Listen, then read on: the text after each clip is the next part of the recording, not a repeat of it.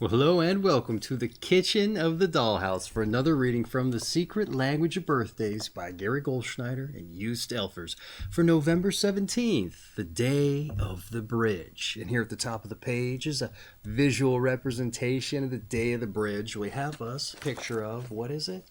Boom! It's a couple of open ears with a bridge between them. Oh, that seems pretty apt, doesn't it? You know what? Normally the image doesn't speak at all to the title there, seemingly. But hey, in any event, maybe we can make a further connotation as to why they chose that image as we get on with the read. But not altogether all too important. I just thought you might take an interest on what they got at the top there. In any event, hey, what is important is it's someone's birthday today. That's right. Is it November 17th and it's your birthday? Well, if it is, I just want to say happy birthday. But if this video finds you late, I don't know, days, weeks, months, you're probably a busy individual, not searching for your birthday on the internet on the day. So if that's the case, I just want to say, I hope you had a happy birthday. But for everybody else, hey, who's joining us to celebrate, I'm assuming, well, I just want to say hello, welcome, and hope you enjoy yourself. Now, before we dive in with the read direct, something I like to do around these here parts, and that's roll some dice. I'd like to live up to the namesake, if you like. This is the DykASSt birthday broadcast, so let's roll some dice. But I do so more importantly for synchronicity's sake. That's right. And we rolled a 1 and a 6 for a 7. That's right. Now, what is synchronicity? You're probably wondering. Well, it's just you getting out in the world and let the universe show you it's with you on your path. I don't know, a lot of times I get out in the world and I'm just, I'm focused on what I'm out there to do. I'm not really taking in the environment around me. This is to help you do that. And when you're doing so, getting yourself eagle-eyed for your signs, for what the universe might be throwing down in front of you, but you would otherwise be ignoring. All right, that's right. So you get a mutually agreed upon sign, if you like, your numbers. Now, you don't have to go with what I rolled you. The intention's there for your 1 and your 6, but even if you do go with this, it's probably a good idea to take your own set of dice. So you can ascribe directional values and number sets and get time limits put down there with your dice too to go in those directions. But once you reach the end of those time limits there, you stop, compose yourself. You look for your signs, all right? Look for your signs while you're in the middle of walking there too. Yeah, let you show you you're on the right path. But in any event, hey, maybe you reach the end of that time limit. You're there waiting, looking for a sign for a little bit. And what happens? Or the number 7 bus pops up. Or maybe it's the number 16 bus. Who's to say? Those are all there, aren't they? In any event, hey, you know what? I know you never ride the bus, or maybe you don't do so very often. Get on that thing. See what you see. That's what we're here to do. Ride the lightning now. Find out what our universe is putting down there for us. I think ride the lightning means something else. But in any event, yeah, so maybe you ride the bus and then roll your dice. Find out how long to stay on there. Maybe about that time when that gets up, hey, you arrive at, what is it? Oh, the number 16 stop, perhaps.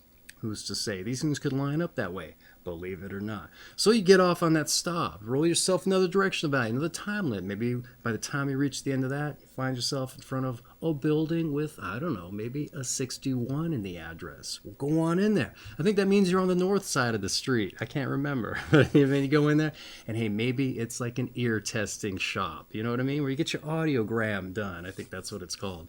And the person behind the desk says, hey, how can I help you? And say, oh, I'm just here for synchronicity to see what I can see. And they're like, what are you talking about? And you're like, well, maybe you show them this video. And they go, that's uncanny. And you say, why is that? They go, it's my birthday too. Oh, maybe that's what they say. And then maybe they close up shop because nobody else is getting ear tests today and they're the owner of the shop. They can do that. And they join you on your walk as well. And hey, maybe you just made a friend. Maybe that's what all of this was about. Maybe as you're going out in town, you're crossing a bunch of bridges at the same time. Maybe you're at Pittsburgh. They got some pretty iconic bridges there, it's to say. In any event, that's kind of what I mean when I say synchronicity. Get out there, see, taste, touch, and feel the magic. And if you do, you're going to see why I recommended it. But that being said, I think you get the idea. Let's dive in with your birthday read. Your month is November, your day is the 17th, your sign is 24 to 26 degrees Scorpio of the Scorpio III period specifically, and your quality and element is fixed water. All right, November 17th, the day of the bridge. November 17th, people, are like bridges over troubled water, whether establishing links between opposing points of view, people's ideas, or interests. The lives of those born in this day can be likened to a crossroads where diverging lines intersect, and November 17 people often play a leading role and act as the cement that holds things together. In family, social, and professional life, they have a good idea how to administer to smooth running of a group. And perhaps November 17 people learn to hold things together due to their own cultural or genetic makeup, which is often an admixture of two or more distinct strains. And thus they are living proof that diverse cultures, classes, or political entities, which seem to be unalterably opposed, can in fact be united. Above all, those born in this day hate squabbling, dissent, divisive tactics, and all forms of discrimination. More highly evolved women born on this day tend to be highly emancipated and would not trade their independent position for anything. And those women who are relegated to restrictive service roles may need to reevaluate their position and move on if possible. Men born on this day tend to be rather dominating and aggressive where their opinion is concerned, yet have an understanding of the importance of compromise. Especially in later life, they will usually turn an eye to posterity or concern themselves with their legacy.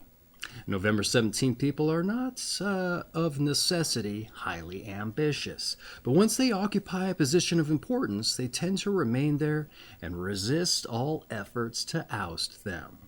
And when called upon to lead others or defend those in need, they will, if necessary, scale the heights and do battle with the gods.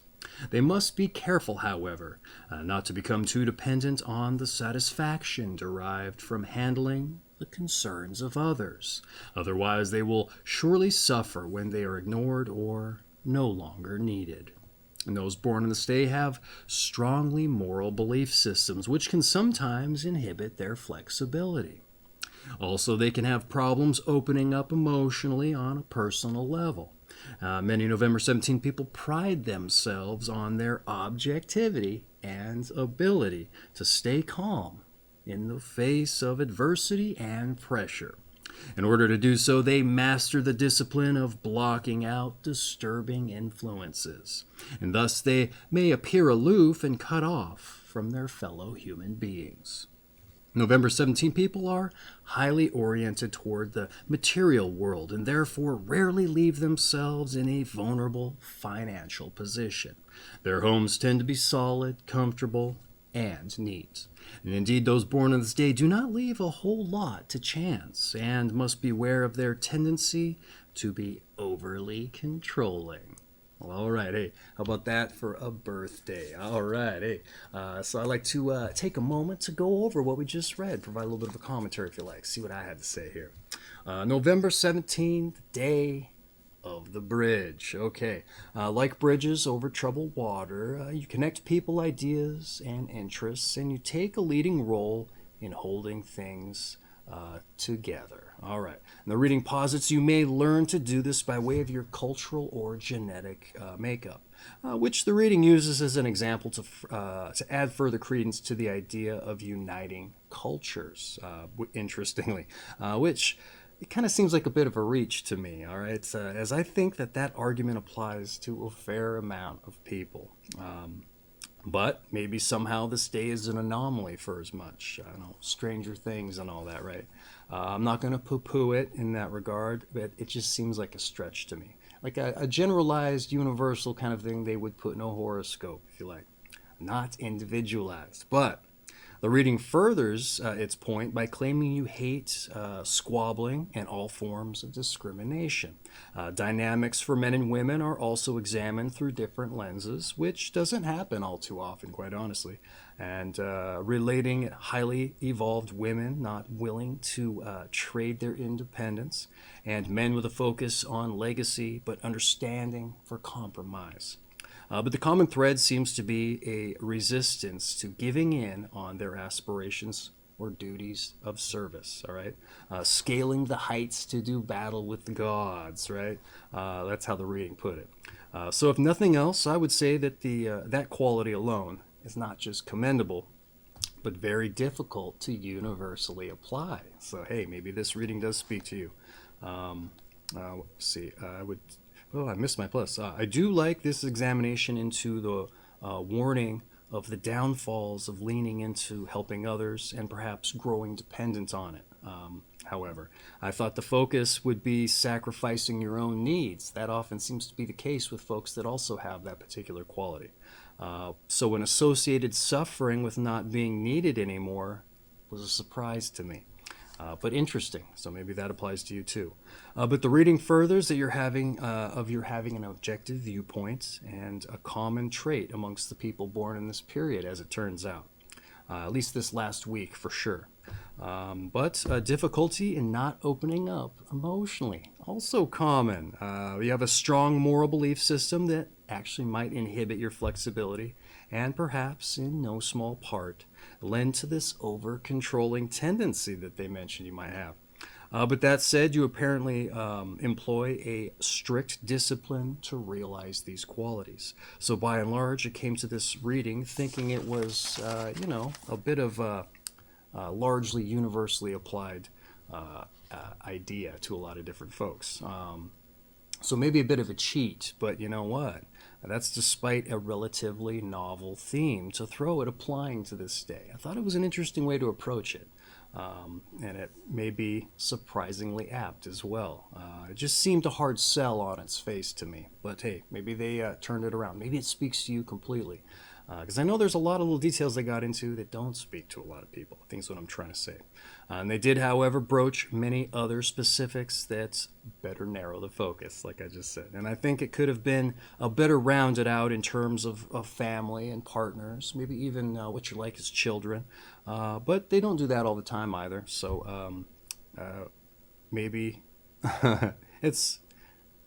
maybe they could have said more, I think is what I'm trying to say there. All right, I got a little bit stymied there because I got some small writing and they're trying to squeeze too much in, I guess. But in any event, that being said, that's been your breakdown.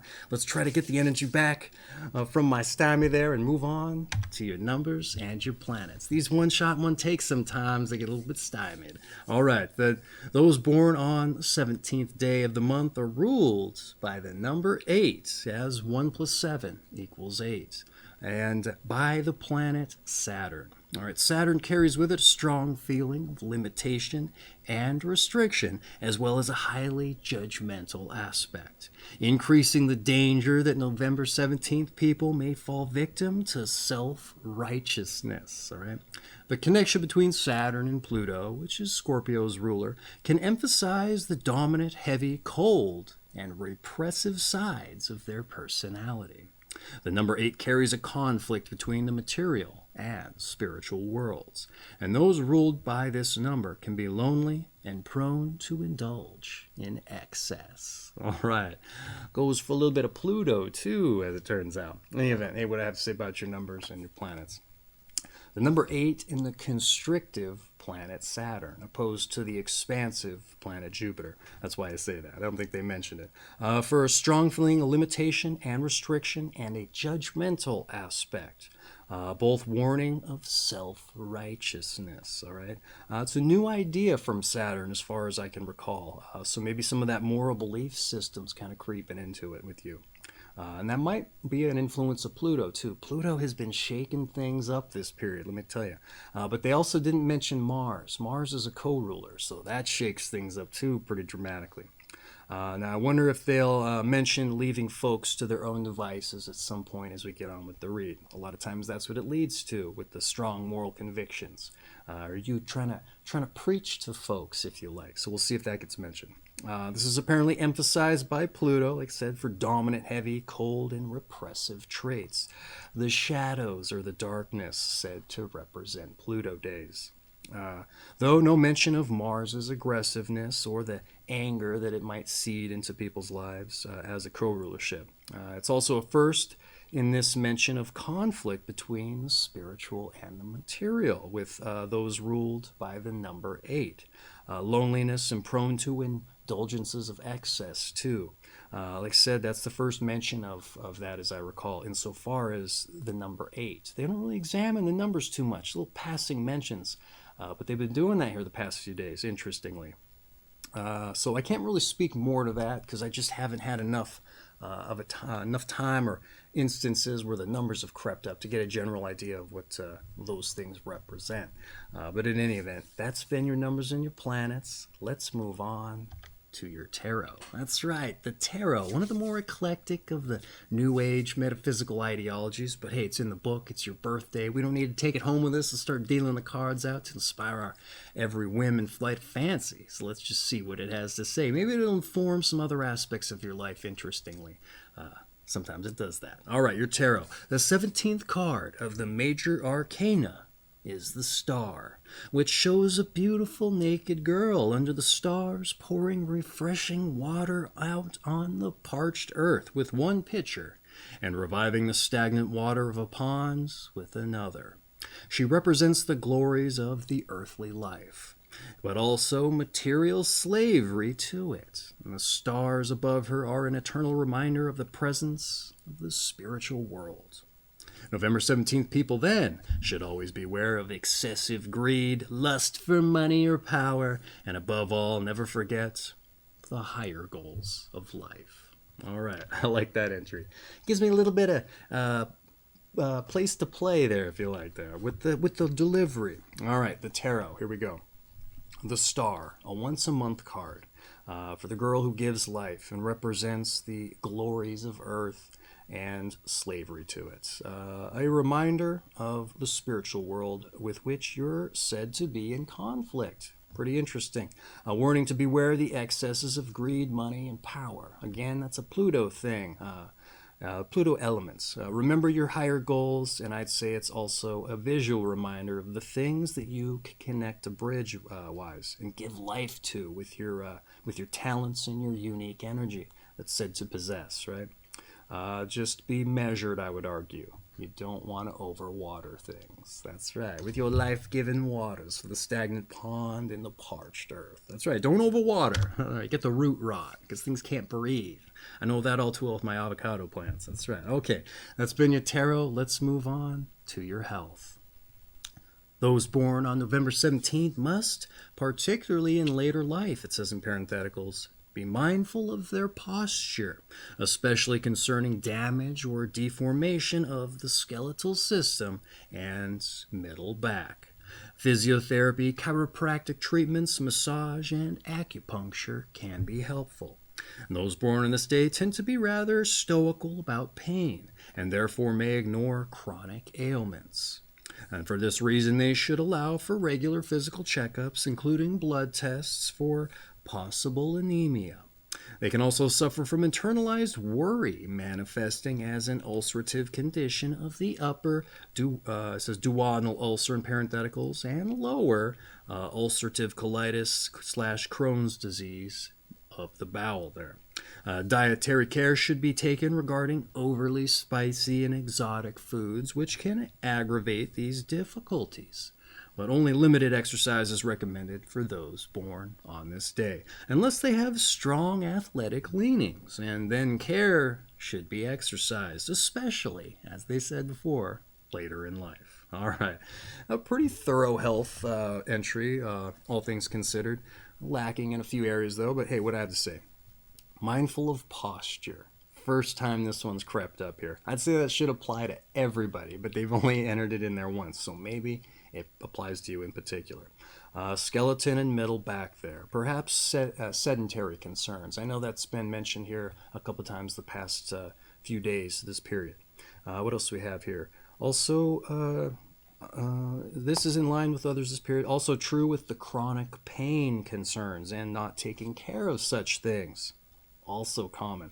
Only limited exercise is recommended, but a diet in line with the organ difficulties you may face, as is mentioned in particular. I think that was a day or two ago they mentioned the Crohn's disease and such also. And the eliminative issues come up all the time, so maybe that's what they mean by that. Blood tests is a first also for the anemia, they said. Psychological leading to physical ailments gets another mention, albeit somewhat passing. That creeps up in a lot of the other days as the psychological stuff lends to manifesting physical issues in the body. I think I said all that, but that's what they say specifically, even though they didn't say it here. But it's been a huge concern this period. Maybe take note. Be mindful of your health in a general sense, it sounds like, okay? Bridges need their maintenance too, okay? That's right. Got to keep them bridges up. The ones in America, I hear, by and large, are lacking on the maintenance. Oh, surprisingly. They said it'd be a horror show if people really knew what kind of deficits those bridges are in. Any event, that's a little bit of a segue. That's been your health. Let's move on to your advice. Try to keep your heart open. Beware of closing yourself off emotionally, and be upfront and avoid talking out of earshot. Keep your motives clear. All right. Valuable advice, I would argue. What I have to say about it. I had to write it down in the book itself. I ran out of space on the page. Keep an open heart. All right. I think this might speak to staying open and available to others. Okay, you might feel open and wonder why you always get the cold shoulder, right? And you might just have to work extra hard to get people to open up to you. All right. Again, that might just be how you come off to those folks. It's hard for us to step outside ourselves and see how other people might see us. But perception being reality, that whole element, and book by its cover kind of thing. Once people get to know you, they might realize that's not who you are at all. All right. Sometimes we just don't know how to step outside ourselves or present ourselves in a fashion that's going to garner more interest. I speak from experience. All right. So don't be too hard on yourself. It might just be that kind of thing. So you might have to work extra hard, like I said, to come out of that cover there. Talking out of earshot, men with their aggressive opinions, perhaps. Such things tend to find people, no matter how quiet you are about it. Best to keep them to yourself, perhaps, right? Just for safety's sake. Keep your motives clear. Same with the book by its cover kind of thing, I would say. Confusion leads to all sorts of compounding misunderstanding. Communication is seldom a negative. Yeah, so be open. Be like that life-giving water, right? And no, that's not what I wrote. Be like the life-giving water bringing bridge. That's right. Connect things. That's right. Okay. That's just a weird way of writing something. That's why it threw me. Any event, hey, that's been your advice. Let's move on to your meditation. All right, your meditation. God's chosen people can only be the entire human race. Oh, I like that one. Okay, hey, I don't know what that has to do with you, but what's more, God's chosen people can only be the entire human race. That's right. Me an egalitarian. I like that one. Okay, that's been your meditation. I'm not going to try to throw some spin on it and influence it for you one way or the other. That's your birthday. It's just for you. That being said, your meditation in the can. Let's move on to your strengths and weaknesses. All right, your strengths. You're mediating. You're also helpful, and you're responsible. But your weaknesses. Oh, let's turn that objective mirror onto the other side, the one that blows up your face and shows all the blemishes. All right, your weaknesses. You're overly moral, you're aloof, and you're controlling. Oh, aloof. That might be the one they're talking about where people don't really see you for who you are, right? Like I said, you just got to work extra hard at getting outside there. You're helpful and responsible, and you're mediating. And you know what? I'd say those trump the weaknesses any day of the week. And I normally say the strengths are going to help us overcome the weaknesses. I don't necessarily see that here, but you know what? Like I said, you just got to try extra hard. And you know what? Based on what they said in the breakdown, I think you got this in the can. You said you just, I don't know. I have the impression you have the strength to overcome. All right. In any event, that's been your strengths and your weaknesses. Let's move on to those born on this day. And when we get into those born on this day, now then we get to see who shares your company, who also was born on this day. But I like to segue into something I find important, and that's figuring out our passions. Too often I get out in the world and meet folks and ask them what they do. More importantly, if they like it, and they don't. And I think it's because they haven't had the time to put into work to figure out their passions.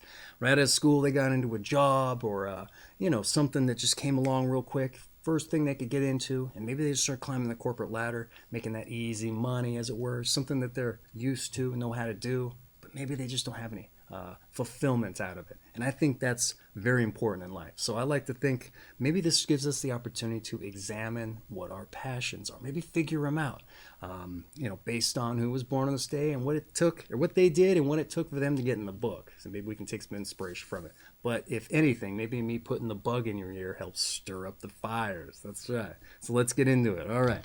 Those born on this day. We have Bernard Law Montgomery, also known as Monty, it says, British World War II Field Marshal, victorious North African campaign against Rommel, and accepted German surrender ending European conflict. All right, who else do we have here? Sorichiro Honda, the Japanese industrialist. I put the word in front of it. Maybe he was the Japanese industrialist. All right, we have Cyril Ramaphosa, South African black labor leader. We also have Isumi Noguchi, Japanese sculptor, East-West integrator, and a stage designer. A couple of Japanese names today. They're going to throw me. I'm anticipating more. Let's see what we got here. Lee Strasberg, actor, director, and founder of the New York Actors Studio, and he taught method acting to everyone from Brando to Monroe. We have Martin Scorsese, the film director of Taxi Driver, Raging Bull, and encyclopedic knowledge of movies, it says.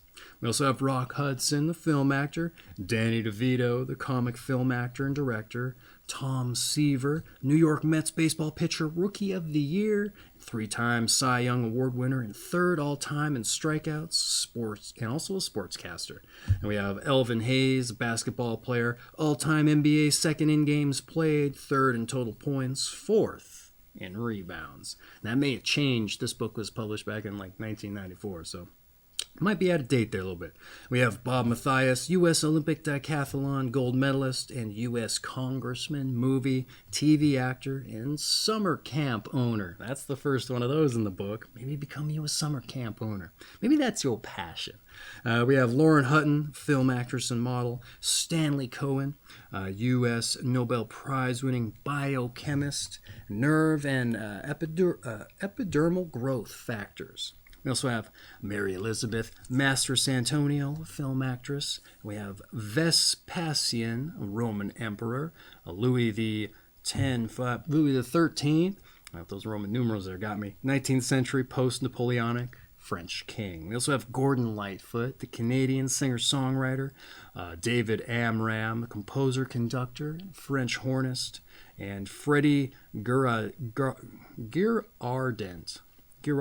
perhaps. Girardet, maybe. A Swiss chef and responsible for probably a book here. His name. I'm going to try to say it again.